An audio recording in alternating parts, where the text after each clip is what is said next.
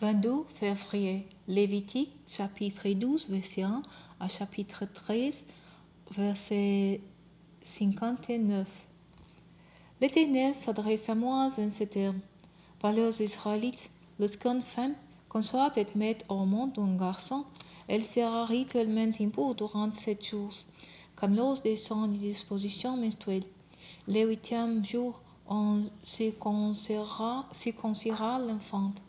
Il lui faudra attendre encore 33 jours pour être purifié de son sang. Il ne touchera aucune chose consacrée. Il n'ira pas au sanctuaire jusqu'à ce que le temps de sa purification parvienne à son terme. Si c'est une fille à laquelle elle donne naissance, elle sera rituellement impure 2 semaines comme lors de ses règles. Puis il lui faudra attendre encore 66 jours pour être purifié de son sang. Quand les jours de sa purification seront achevés, qu'il s'agisse d'un garçon ou d'une fille, elle apportera l'entrée de la tente de la rencontre en agneau dans sa première année pour l'Holocauste, et un pigeonneau ou une tourterelle pour les sacrifices pour le péché, et elle les remettra au prêtre. Celui-ci les présentera à l'Éternel, accomplira pour elle les rites d'expiation et elle sera rituellement purifiée de sa perte de sang. Telle est la règle concernant la femme qui donne naissance à un garçon ou à une fille. Si elle n'a pas de quoi offrir un agneau, elle prendra 12 tourterelles ou 12 pigeons, l'un pour l'Holocauste et l'autre pour les sacrifices pour les péchés. Le prêtre accomplira pour elle le rite d'expiation et elle sera purifiée.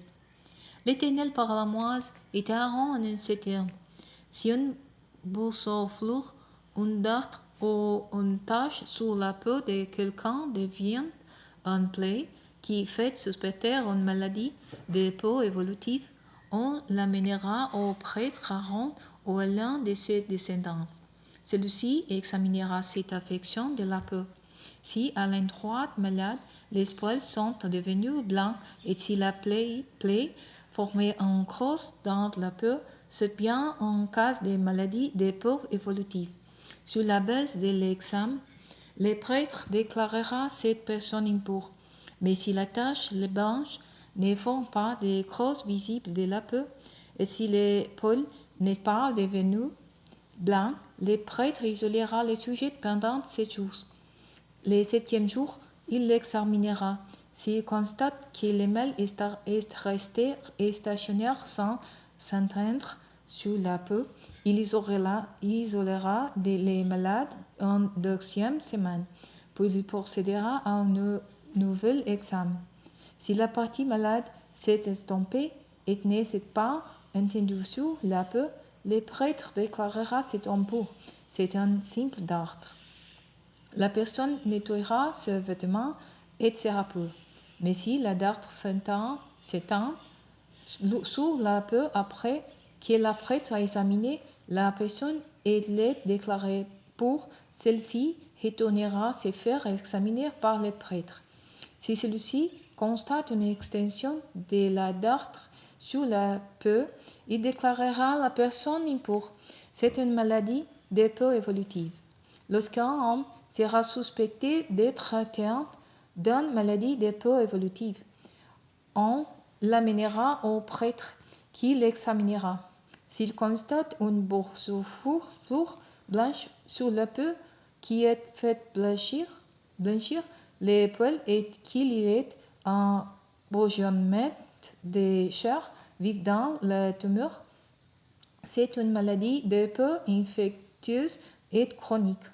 Le prêtre déclarera cet homme impur. Il ne sera pas nécessaire de l'isoler, car il est manifestement impur. Mais si cette affection s'étend sur toute la peau du malade et le couvre la tête aux pieds, ou que porte les regards du prêtre, celui-ci procédera à un nouvel examen. S'il constate que l'éruption couvre toutes les courbes du malade, il le déclarera pur, puisqu'il est devenu complètement blanc, il est pur. Toutefois, les jours où l'on apercevra sur lui de la chair vive, il devient impur. Après avoir constaté la présence de cette chair vive, le prêtre déclarera la personne impure. La chair vive est impure. C'est une maladie de peu évolutive. Si la chair vive redevient blanche, la personne retournera auprès du prêtre qui l'examinera. S'il constate que la plaie est effectivement devenue blanche, il déclarera la chair pure et la personne sera en état de pureté. Si quelqu'un avait sur la peau un abcès qui a guéri, mais quand la place de cet abcès apparaît une boursouflure blanche ou une tache d'un blanc rougeâtre, cette personne se fera examiner par le prêtre. Si celui-ci constate un creuse dans la peau et un blanchissement du poil, il déclarera cette personne impure. C'est une affection de peau infectieuse qui est en train de bourgeonner dans l'abcès. Mais si, à l'examen, le prêtre constate qu'il n'y a pas de poils blancs à cet endroit, ni de crocs dans la peau et que la tache s'est estompée, il isolera le malade pendant 7 jours. Si la tache s'étend sur la peau, il se déclarera impur. C'est une plaie infectieuse. Mais si la tache est restée stationnaire sans s'étendre, ce n'est que la cicatrice de l'abcès, alors le prêtre le déclarera pur. Autre cas, lorsque la peau de quelqu'un aura une brûlure causée par le feu et qu'il se forme sur l'endroit de cette brûlure une tache blanche ou d'un blanc rougeâtre, le prêtre l'examinera. Si le poil a viré au blanc dans la tache et s'il y a une creuse dans la peau, c'est une infection de peau infectieuse qui s'est développée sous la brûlure. Le prêtre déclarera cette personne impure car elle est atteinte d'une maladie de peau évolutive. Si, au contraire, le prêtre, à l'examen, ne constate pas de poils blancs dans la tache ni de creuses dans la peau, et si la tache s'est estompée, il isolera le sujet pendant 7 jours. Il examinera le 7e jour. Si la tache s'est étendue sur la peau, il le déclarera impur. C'est une plaie infectieuse. Mais si la tache est restée stationnaire sans s'étendre et qu'il s'est estompé, c'était un boursouflure dû à la brûlure. Le prêtre déclarera donc le sujet pur, car c'est la cicatrice de la brûlure. Si un homme ou une femme a une plaie à la tête ou au menton, le prêtre examinera cette plaie. Si elle forme une crosse dans la peau et qu'il s'y trouve du poil jaunâtre ou clairsemé, il déclarera cette personne impure. Cette laryngue, c'est-à-dire une maladie de peau infectieuse de la tête ou du menton. Mais si le prêtre constate à l'examen qu'il n'y a pas de creuse visible de la peau, sans toutefois qu'il y a des poils noirs, il isolera le sujet pendant 6 jours. Le 7e jour, s'il constate que l'éruption ne s'est pas étendue, qu'elle ne renferme pas de poils de couleur jaunâtre et que la plaie ne semble pas plus profonde que la peau, le malade se rasera, sauf à l'endroit de la plaie, et le prêtre l'isolera de nouveau pour 6 jours. Le 7e jour, il examinera les mâles.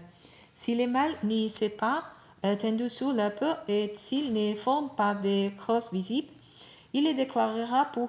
Le sujet nettoiera ses vêtements et il sera pur.